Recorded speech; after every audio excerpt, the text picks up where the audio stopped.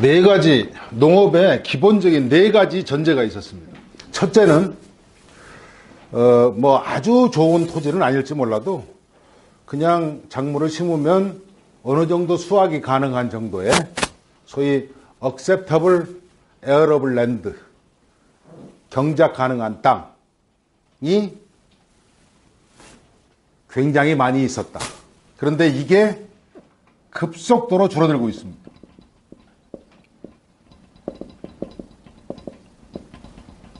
첫째는 이 안정적인 기후가 뒷받침이 안 돼서 사막화가 지금 굉장히 세계적으로 급속히 진행되고 있고요. 둘째는 도시화.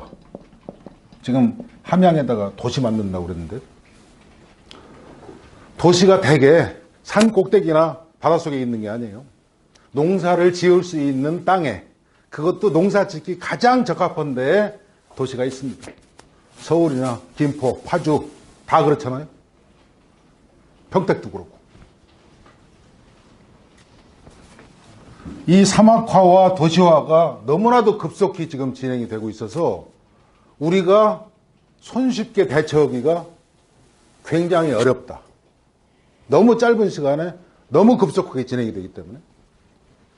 그 다음에 옛날에는 농사 짓는데 필요로 한 물이 무한정 있는 걸로 착각을 했었어요.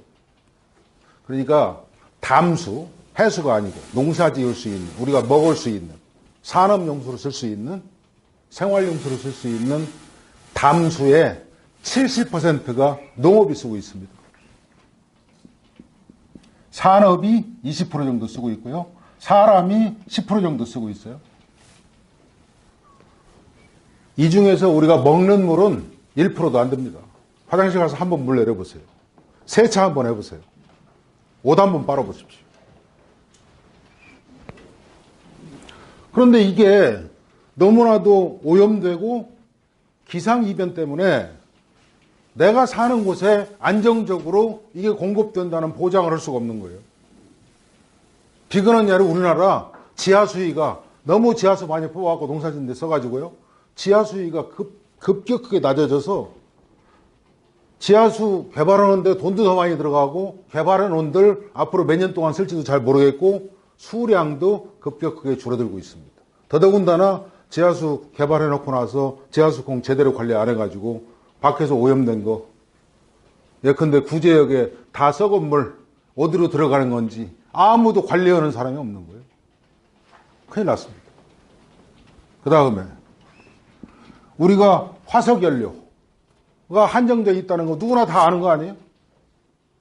물론 요새 미국에 셰일가스 개발해가지고 뭐 당분간 그거 가지고 안정적이다 이렇게 얘기하기도 하고, 또는 뭐 재생 가능한 대체 에너지, 소위 그 리뉴어블 에너지에 굉장히 많은 돈을 쏟아붓기 때문에 당분간 앞으로 뭐 풍력이랄지 태양광이랄지 태양열이랄지 뭐 지열이랄지 조력이랄지 여러 가지를 활용해서 에너지가 앞으로 한 100년쯤 후 지나면 전 세계적으로 거의 에너지 값은 공짜인 시대가 오리라고 예상들은 다 하고 있는데요. 그때까지 들어가는 말하자면 비용과 희생이 굉장히 클 것이다. 이 값싼 에너지 시대가 끝났어요. 더군다나 항상 봄 되면 비 오고 여름 되면 태풍 오고 가을 되면 천고마비의 계절이라 수확하기 좋고 다 그렇게 지금까지 습관적으로 우리가 살아왔는데 그게 요즘 맞습니까? 우리나라만 안 맞는 게 아니에요. 소위 지구온난화라고 하는 거는 작년보다 올해가 더워졌다는 얘기가 아니고요. 지구온난화로 인해서 국지적으로 기상이변이 너무 심해졌다. 이 네 개가 전제 조건이 지금 다 무너져 버린 거예요. 말하자면 결혼하고 나서 신랑이 말도 잘 듣고 회사도 열심히 잘 다니고 봉급 받는 대로 꼬박꼬박 집에다 갖다 줄 줄 알고 또 애기 낳으면 애기도 잘 돌봐줄 줄 알았는데 하나도 지키지를 않는 거예요. 그러면 어떻게 삽니까? 똑같은 겁니다. 큰일 났어요.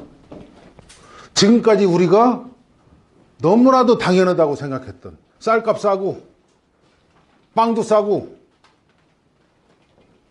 뭐 맨날 소고기 먹고 이게 앞으로도 당연할까요? 어림없는 일입니다.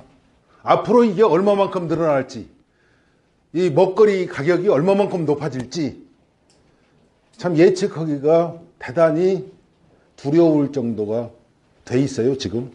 왜 우리가 지금 그걸 못 느끼고 있느냐? 저같이 이렇게 얘기하는 사람은 뉴스거리가 안 됩니다. 누구든지 사람이 다 지가 듣고 싶은 얘기 듣고 지가 하고 싶은 얘기만 하고 살지요. 이런 얘기 듣고 싶은 사람이 누가 있겠어요? 그래서 뉴스도 안 되고 아무것도 안 되는 거예요. 공무원들이 이런 걸 알아서 무슨 뭐 미래의 청사진을 그린다고요? 어림없는 얘기입니다.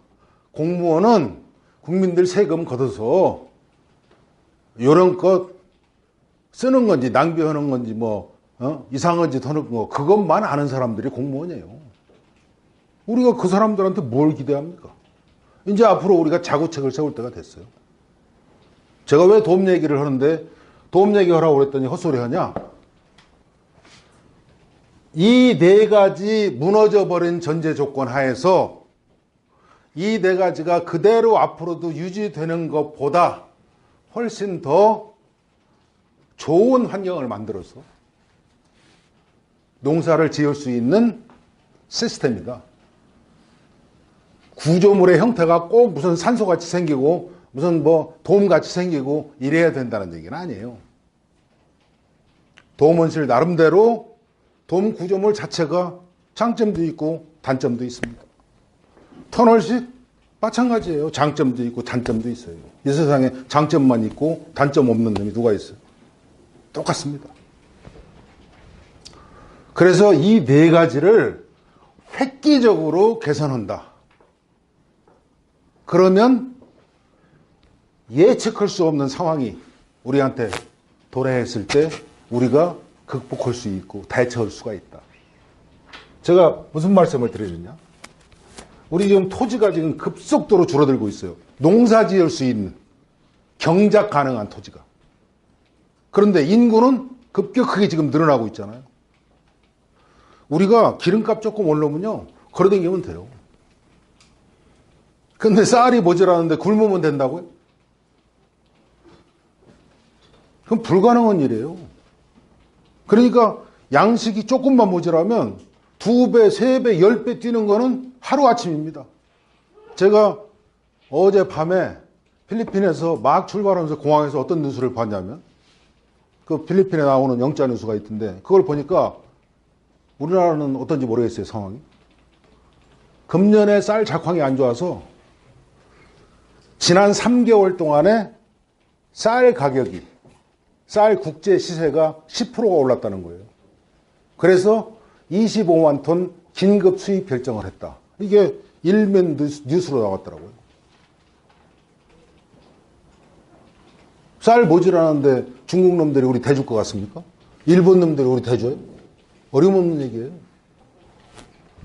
양질의 토지가 이렇게 급속도로 줄어드는데 단위 면적당 생산량이 적으면 5배에서 많으면 20배까지 생산해낼 수 있는 시스템. 이게 뭐냐? 꼭 돔원실이 아니라도 상관없습니다. 돔원실이면 건축 비용이 많이 들어가서 그렇지 훨씬 효과를 극대화할 수 있다는 얘기고요. 온실 더하기 분무재배입니다. 분무재배는 영어로는 에어로포닉스라고 그러고요.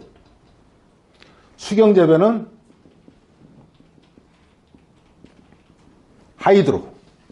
하이드로라는 게 물이잖아요. 하이드로포닉스라고 그러고요. 아까 양어는 아쿠아가 물이잖아요. 여기다 기르는 게 컬처예요. 에코컬처라고 그러고요. 요 두 개를 합쳐서 단점을 각각 장점도 있고 단점도 있는데 단점을 100% 제거하고 장점만 말하자면 시너지를 내는 게 바로 어체 공생입니다. 이걸 아쿠아 포닉스라고 불러요.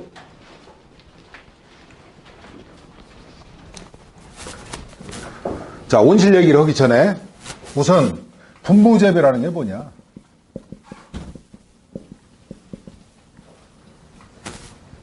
식물의 뿌리에 직접 필요한 수분, 양분을 무제한 공급하는 시스템. 뿌리가 공중에 매달려 있고요. 이게 자빠지지 말게 고정해 주는 거는 밖에서 우리가 하는 거고요. 뭐 간단하게 스펀지 같은 거를 이렇게 싸서 이렇게 구멍에다 이렇게 끼면 되니까. 아니면 컵 같은 거 조그마한 거에다 구멍 뚫어가지고 뿌리는 잘 크게 하고 고름 싹 끼워 놓으면 컵이 달아나지 않나요? 가만히 있잖아요. 그러고 뿌리에다가 예컨대 30분에 1분씩이라든지 또는 15분에 15분 간격으로 30초씩이랄지 이렇게 물과 양분을 무제한 거기다가 뿌려주는 거예요. 그 나머지 공간은, 나머지 시간은 뭐냐? 물로 쫙 뿌려주고 나면 양분을 쫙, 이걸 두 개 합친 걸 양액이라고 그러는데, 편의상. 영양분이 섞인 액체다. 양액. 양액을 쫙 분사를 해주고 나서, 그러고 나서 이제 한 14분을 기다리든 29분을 기다리잖아요? 그동안에는 공기가 뿌리하고 무한정 접촉을 하니까 산소가 풍부하게 말하자면 우리가 마치 산소 호흡실에 들어가 있는 것 같은 그런 효과가 있는 거예요. 그래서 굉장히 건강하고 잘 자라고 빨리 자라고 맛도 있고 이게 분무재배의 특장점입니다. 이거 제가 개발했나요? 제가 개발한 거 아니고요.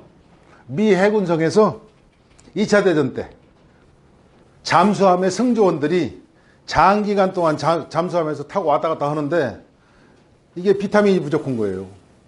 근데 비타민이 야채를 먹어서 공급하는 거고 비타민 알약 먹는 거고는요 천지 차이입니다. 비타민 알약 먹으면 잘못하면 부작용 생겨요. 몸에 별로 좋지도 않습니다. 그거를 우리는 그거 많이 먹으면 좋은 줄 알고 저만 먹으면 괜찮은데 아버지 어머니 노인 양반들한테 사드리고 그건 정말 바보 천체짓입니다. 절대 그런 거 하지 마세요. 가만히 잠수함 안을 보니까 거기서 제일 많은 게 뭐예요? 이산화탄소. 우리 몸에 해로운 좁은 공간에 사람들이 바글바글 하니까. 그런데 식물한테 제일 많이 필요로 하는 비료가 뭐냐? 이산화탄소예요. 왜? 광합성을 하려면 아까 제가 뭐라고 했습니까? 이산화탄소고 물에다가 햇빛이 있으면 지가 알아서 소위 그 엽록소라고 하는 클로로플라스트라고 하는 엽록소가 그거를 당분하고 산소로 바꿔주는 거잖아요. 이 광합성에서 나오는 배설물이 산소다. 그러면 필요로운 요거는 없어지고 필요로운 산소는 생기. 그런데 필요로운 빛은 어디 있느냐? 잠수함 속에 형광등 있잖아요. 물은 어디서 생기느냐?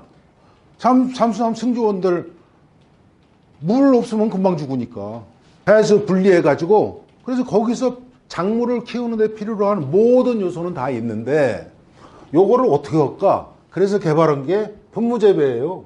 요거가 2차 대전이 끝나고 나니까 미국처럼 땅덩어리 넓은 데서 누가 이거에 관심이 있었겠어요? 이거에 관심이 있는 나라가 이스라엘이에요. 이스라엘은 사막에서 물이 제일 부족하잖아요. 사람은 앞으로 자꾸 늘어날 것 같고 여기서 먹거리 풍부하게 만들어내야 되는데 그래서 이미 특허도 만료되고 수십 년 동안 검증돼서 뭐 실패할 가능성이 전혀 없는 기술이 분무재배입니다. 요거 하고 밖에 이거를 커버해 줄 수 있는 말하자면 설비, 이걸 갖추면 되는 거예요. 여기에 도움원실이 등장을 하는 겁니다. 그러면 분무재배를 하게 되면 일반 노지재배, 토양에다 재배하는 것을 노지재배라고 그래요. 일반 노지재배에 비해서 우선 물 사용량이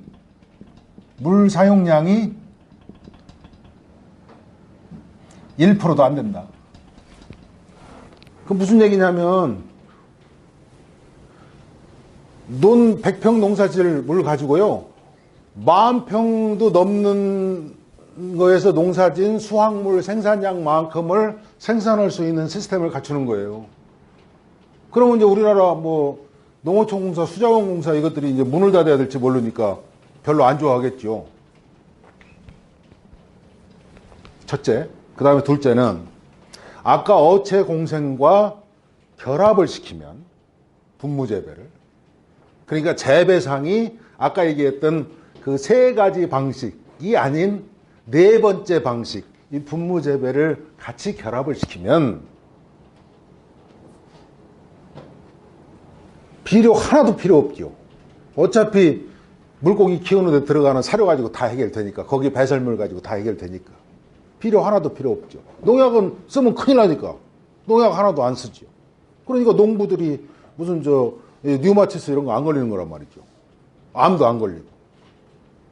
그래서 농약, 비료 이런 거는 빵. 거기다가 분무재배는 다양한 방식으로 할 수 있어요. 모양을. 예를 들어서 동그랗게 원통으로 해서 여기다가 작물 키우는 공간을 무지하게 많이 만들어가지고 하나씩 키우면서 안에서 분무 노즐 이렇게 설치해가지고 쫙 뿌려주는 거 설치해 놓으면 뭐 동그랗게도 걸 수 있고, 예컨대 육각형으로도 할 수도 있고요. 그럼 본래는 요거 설치하기 전에는 요 땅의 면적이 요거예요. 여기다 농사 지어야 돼. 여기다가도 심어. 이렇게. 여기다가도. 그러고 분무만 해주면 되니까. 그런데 이 폭이 예를 들어서 1m짜리가 한 2m쯤 높이 된다고 한번 생각해 보세요. 느닷없이 이 조그마한 공간에 이게 지금 6면이면 얼마나 많은 재배 공간이 생기는 겁니까? 예를 들어서 요렇게 A자형으로 이렇게 만든다. 본래 농사 지려면요, 베개가 60 내지 90cm짜리 말하자면 두둑이 있어요. 두둑. 뭐 이렇게 해서 사람들 다니는 통로 이렇게 만들고, 그러면 여기는 최소한도 30cm 틈을 둬야 됩니다. 그래야 사람들이 걸어다니죠. 그냥 농사 지을 수가 없잖아요. 그런데 요거는 여기서부터 여기까지 1.2m, 여기 요 사이 80cm 띄워놓으면 어차피 걸어다니면서 양쪽에 이제 이렇게 있는 거예요. 양쪽에 이렇게. 여기가 1.8m, 여기도 1.8m 이러면 쫙 이렇게 펴놓으면 이게 3.6m가 되잖아요. 거기다가 쭈그리고 앉아서 일해야 될 필요가 전혀 없잖아요. 경우에 따라서는 예를 들어서 이렇게 마름모꼴로 만들어서 여기다가는 예컨대 감자 같은 거 심는다. 뿌리가 막 잔뜩 달린 거, 돼지 감자, 마 이런 거. 그러면 여기다가는 햇빛 잘 받아야 되니까 여기다가는 말하자면 요게 이제 평면으로 위에서 볼 때 이렇게 생기면 요게 뭐 30cm 간격이다. 요게 뭐 6m다 예컨대. 그러면 여기다가 여기 구멍 이렇게 두 개씩 뚫어가지고 이렇게 뚫어가지고 여기다가 감자나 마를 쫙 심는 거예요. 도마도 같은 거. 크게 크는 거. 그러면 이 단위 면적당 생산량이 제가 왜 5배에서 20배라고 했냐?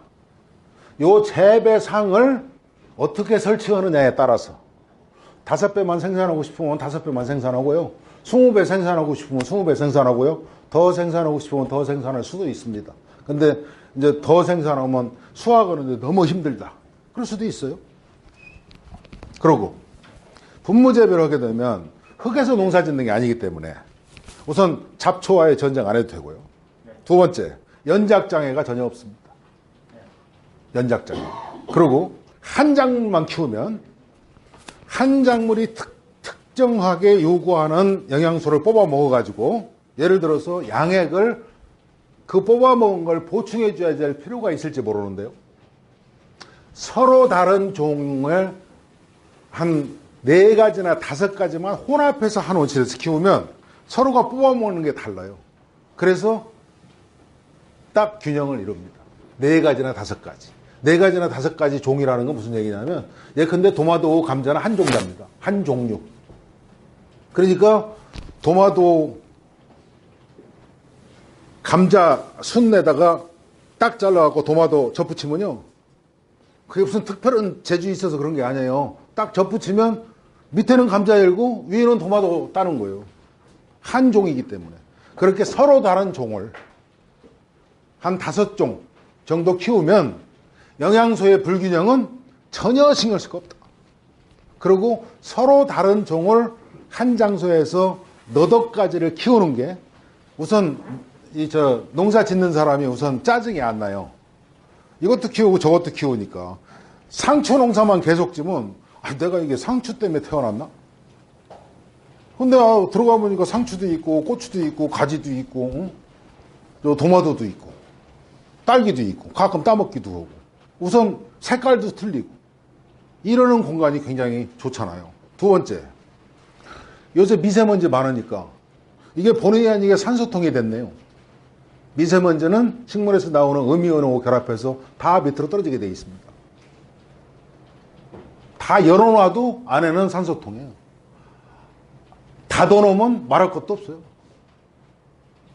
그러니까 농사 지면서 도시 사람들한테까지 뭐 미세먼지 해결해 줄 수는 없을지 몰라도 예컨대 이런 도심에 있는 옥상 같은 데다가 근사한 카페 만들고 도움원실 이렇게 만들어서 1층 공간에 근사한 카페 레스토랑 만들고 2층에서 농사 지어가지고 그 공간 완전 산소통으로 만들어 놓고 입장료 조금씩 더 받는다 할지 커피 한 잔에 200원만 더 받으면 내가 볼 땐 그것도 장사가 될 것 같다. 뭐 실제 장사 되는지 안 되는지 전 잘 모르겠습니다.